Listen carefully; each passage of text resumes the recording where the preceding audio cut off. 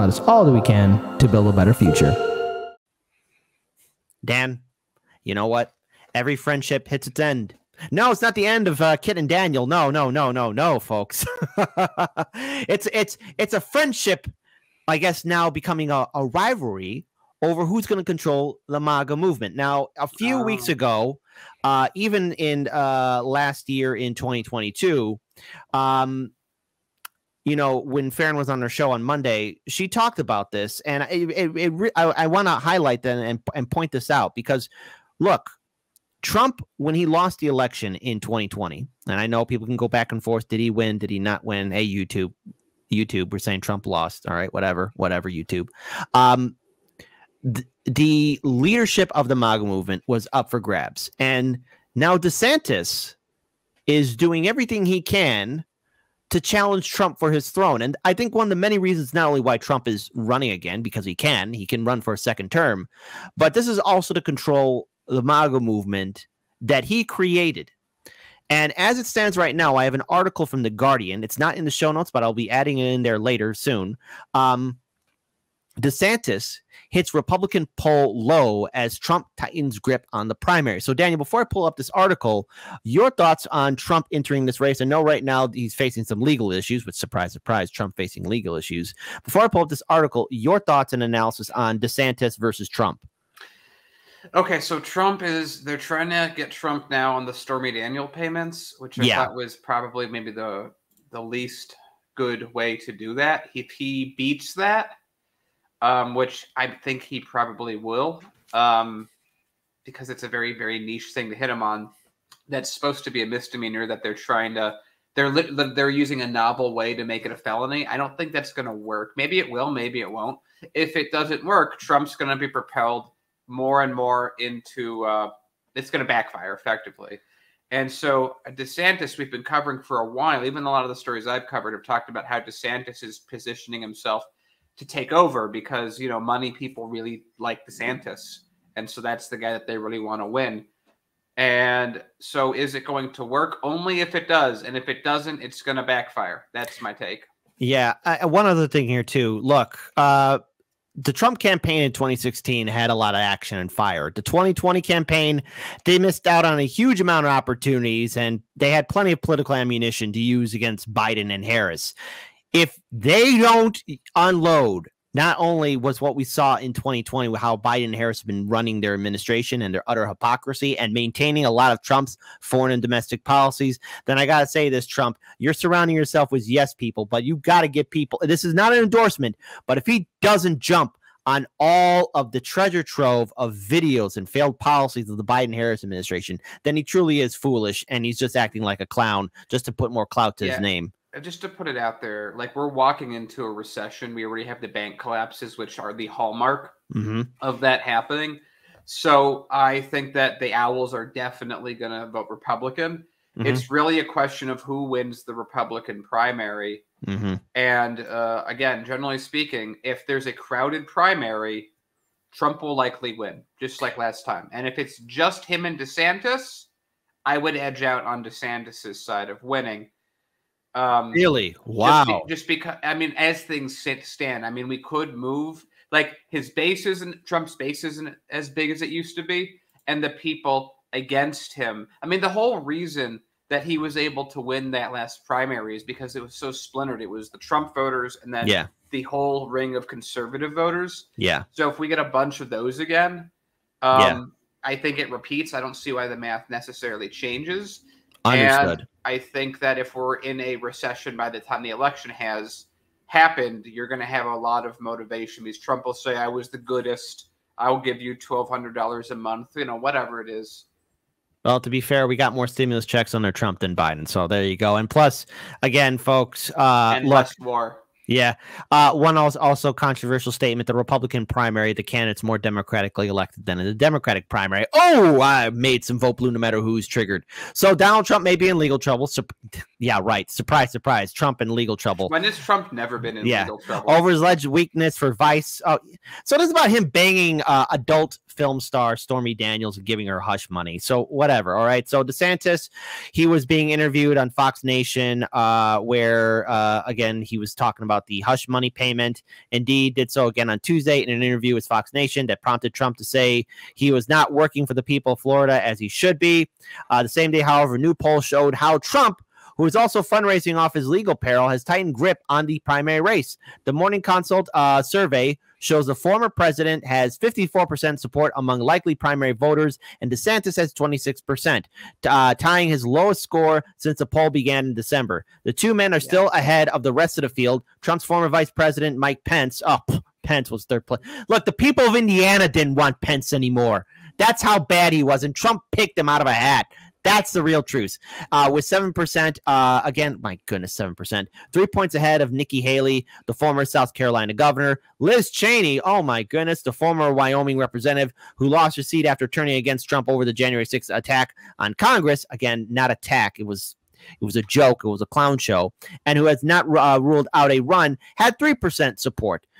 No one else, including likely candidates Mike Pompeo and Tim Scott, got more than a point. And that's just right now. So one thing I want to say that says to me is, like, again, Trump has really been out of focus by a lot of people. So he's kept his base going in Truth Social for a while. And of course, remember when everyone literally lost their minds when he got back on Twitter? And then he never actually went on Twitter. No.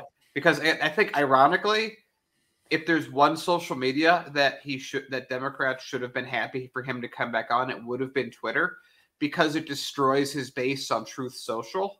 Yeah. Which is, he has a lot more control over. So I always thought that was very silly for everyone to get so worked up over that. But he did just I think a day or two ago, he got his YouTube channel back.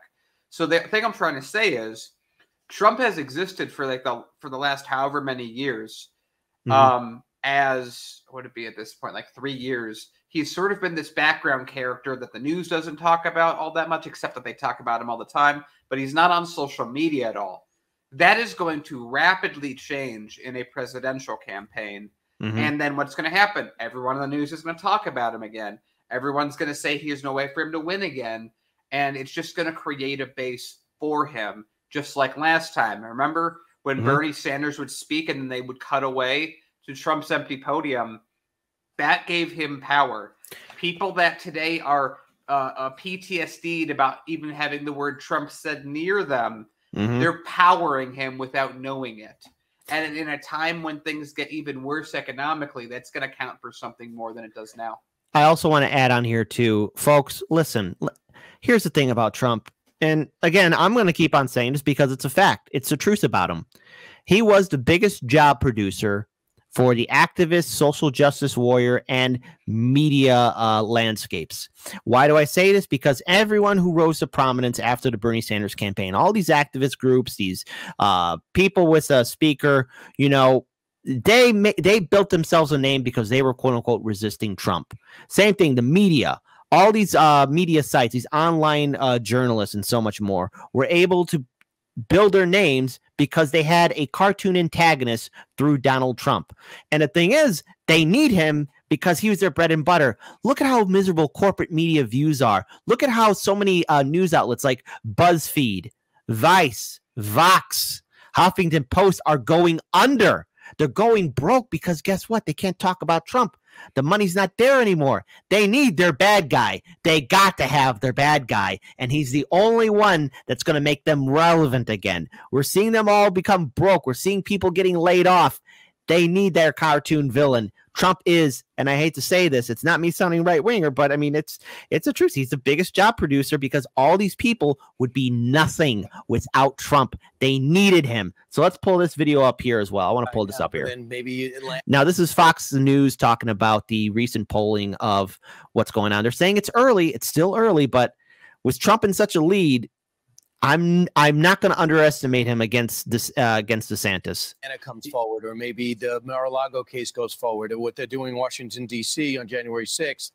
Right now, Donald Trump is dominating the news cycle. According to the New York Post, he's loving it at Mar-a-Lago, saying hello to everyone, feeling like he's on top of the world. Looking forward to it because he sees the numbers. Maybe he saw the Morning Consult poll, which has him on top of Ron DeSantis, 54-26. Horrible but he also should know, too, at a similar time, when Obama was running against Hillary Clinton. She also had a 20-point lead. A similar. Pause that right there. Yep. What did I just say a second ago? If you have a bunch of people running, keep that up. Keep that up. Oh yeah, let me go and pull it up one more time. Yep. If you have a big primary field, because the Republicans are full of ego-driven people that want to run, as opposed to the Democrats who only have altruistic people, of course.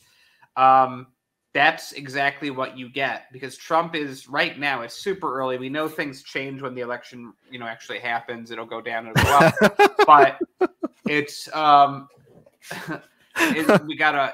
this is what I'm talking about when I say that if there's a bunch of them running, Trump is just gonna take the floor, because there's the Trump voters and then there's all the rest of the voters, which Trump will get a part of.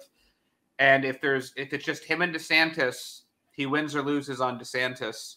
Mm-hmm. And DeSantis has a lot more money. They can do stuff more effectively. But if it's the amount of people they have right there, good luck.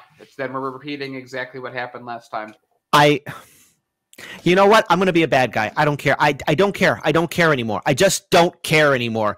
I want to see a crowded Republican primary race, and I want to see 2016. If I knew how much of a treasure and a laugh the 2016 Republican primary would have been, I would have treasured every single moment of it.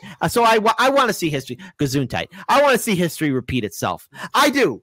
And you know what? I want to see all the people get triggered like, oh no, it's Trump. It's Trump. It's Hitler 2.0. Yeah. And here's the thing to remember. We had less war under Trump. It's like, it still to this day boggles my mind that I get to say this, and it's true, because it shouldn't be. Mm-hmm. We had less war under Trump. We actually pulled out of a country, or got the precedent, or got the setup to pull out of a country under Trump. The world saw a more accurate version of America under Trump, and I actually got a stimulus check under Trump.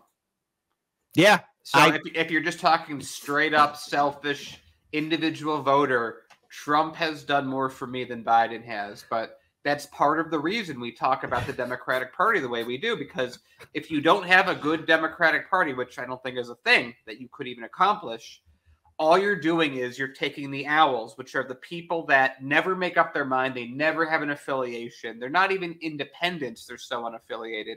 It's like the 150,000 people that decide the Electoral College when the election happens, that one year they're like, ooh, I like this George W. Bush guy. And after 8 years, they're like, I don't like him. Let's go with this Obama guy.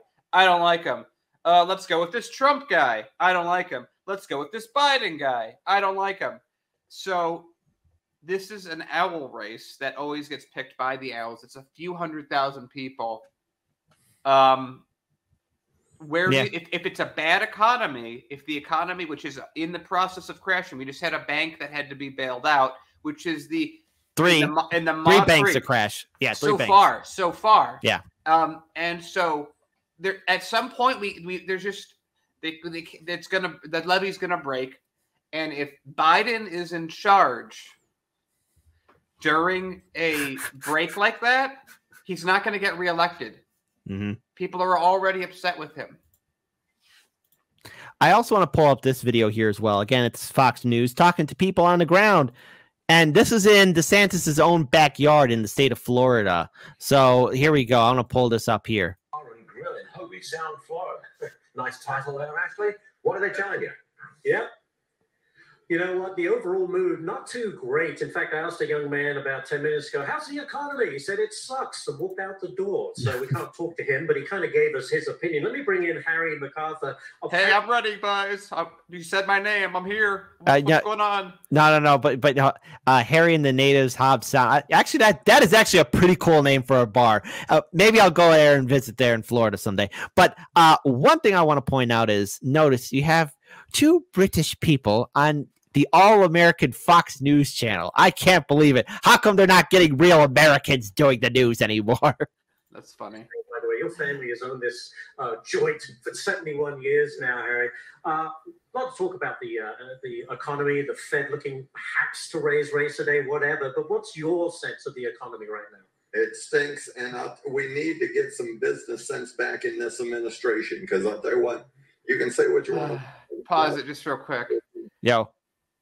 This is one of those things where when someone has no idea what to say, then they use like little euphemisms. We need more business speak back. Like, what is he even saying so far? Hey, ask me how the news is. Hold on, folks. You're about to see me be a professional. Hello, this is Kit Cabello with Hard Lens Media. I am interviewing this random person here on the ground. Sir, your name was Daniel Luker? That's Daniel, good enough. That's fine.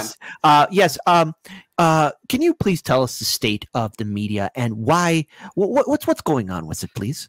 It's usually solid. Sometimes it's liquid. I've said just as much information to you guys as that guy did by saying business talk. By the way, it's Daniel Lupker. That's how you say his name. I was sounding like one of those media people. Can't even get my name right. It's bigly words, man. Bigly words. I just think it's so funny because you can tell that they practice this. I don't even want to go back, but when he's like says his name, the guy just like they practice that more than his opening remark. They just need business sense. Business. I do business his dollars. Mouth was too big, but his policies were fantastic. Let's get back to good policies. You know what? You don't have to like a person if you like the policies. True. So there you go. He's wanting Trump come back and in. So I want to pull up this video here now. Didn't you hear it? He had good policy. I know exactly what he's talking about when I hear that. It's solid. Yeah. So I want to pull up this video here. It's again, it's President Donald Trump facing a potential indictment. Surprise, surprise. So Cenk Uygur's good friend, Representative Matt Gaetz, says Florida Governor DeSantis should be standing in the beach to stop any sort of extradition of President Trump from the state of Florida. So hey, Cenk, it's your buddy, it's your pal, it's your buddy, your best friend, Matt Gaetz. Okay, we might not until we are nearer and nearer to the 2024 GOP presidential race. I know you're a fan of both former President Trump and Florida Governor Ron DeSantis. Pause that. He's not officially. Let me translate that sentence for everyone. All right. I know that you want to be on good terms with whoever wins. So you want to be their buddy. Hey, AOC said, we all have a great working relationship here in Congress. We're all friends. That's right. God damn. Right. I take back any kind word I ever said about AOC. I truly do. Oh God, I have to live with that L. He said that he's running. There has been a lot of comparisons to the two men. He's now catching flack from Trump backers for seemingly taking a jab at Mr. Trump and all of the details surrounding this, some could say lurid case. What are your thoughts on that?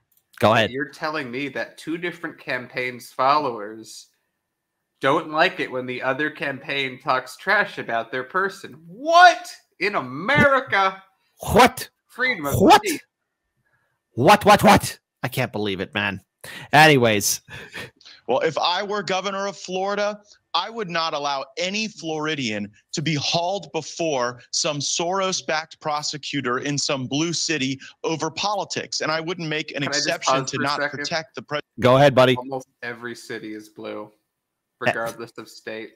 Putting it out there. Look, I'm gonna let y'all in a secret about Chicago being Democrat. It's not. It's corporatist. Second, Fox News. This is not a communist utopia. It's a communist utopia for corporations because they don't pay anything in taxes, and it's been an ever living nightmare for Chicagoans here. The politicians don't care about us. Okay, so there you go. I gotta throw this out. This is a great comment from Salties. Matt should sell ad space on that forehead. Oh yeah, definitely could, man, dude. You can make a lot of money. Hey, you could. Yeah. President of the United States. Ron DeSantis should be standing in the breach to stop any sort of extradition of President Trump from the state of Florida. And the fact that he's not doing so puts every Floridian at risk who could be the subject of a false allegation. I know Ron DeSantis well, he's a friend, but he hasn't been the target of false and persistent allegations like President Trump has. And so I don't think he really understands the nature of this fight right now. I think that it was a bit uncouth for him to take a jab at the former president. And there's a role for the governor of Florida here, I think, to stand up for our state, for the rule of law, and to push back against the Sorosization of the criminal justice system. God damn it. George, here's the thing. George Soros doesn't care about liberal arts or progressive issues or liberal policies. He's a corporatist through and through. Anyways, I'm gonna get a. You'd think he controlled the country, no, and not an oligarchy. Yeah. So, look, folks. Obviously, it's gonna be a Trump versus DeSantis fight. I'm not going to underestimate Trump, but to Daniel's point, if it's a crowded field, then I think Trump has us in the bag. We'll see what happens, and it'll be up to Republican voters who they want to win in the Republican primary of 2024. So I'm being selfish here. I don't want Trump to be indicted. I don't want Trump to be taken out the race because I want to laugh at the vote blue no matter who people as they are easily crying and being triggered on social media. I just want to see them cry. And plus, in general, it does seem like a bad precedent to jail your political opponents. Yeah, and I thought of that. That's my own thought. No one else has come up with that phrase beyond me just now, for sure, 100%. So there you go. All right. With that being said, hey, it would have been good if they tried to go after Trump. I don't know, 2 years ago when he wasn't in office. Yeah, putting it out there. Yeah. Yep. They're like, the time we have to do it is right as the election starts. That's not going to backfire. God, I want to see it backfire. I want to see these people keep on crying. Oh, he was impeached twice. Yeah, but he wasn't kicked out. So impeach. Like, come on, impeach. Honestly, like now I'm thinking of freedom of speech. That beer, that sour beer that we used to get at the old studio. Yeah, it is actually. But freedom of the press is better. That was that grape one. That was that grape one. I did like that one. Yeah, but it's like the point is like the thing that we've said about everyone is everyone should be allowed to say their piece. America is already bought and sold to the highest bidder. Trump is no different. When he was a Democrat, every Democrat loved him. And now that he's not a Democrat, all the Democrats don't love him. And all the Republicans who used to hate him now love him. It's all a show. It's all kabuki theater at the end of the day. And what happens with Trump, ironically, based on precedent, means we'll probably be in less wars and get more money. But everything will also be destroyed, which is not how it would be with anyone else.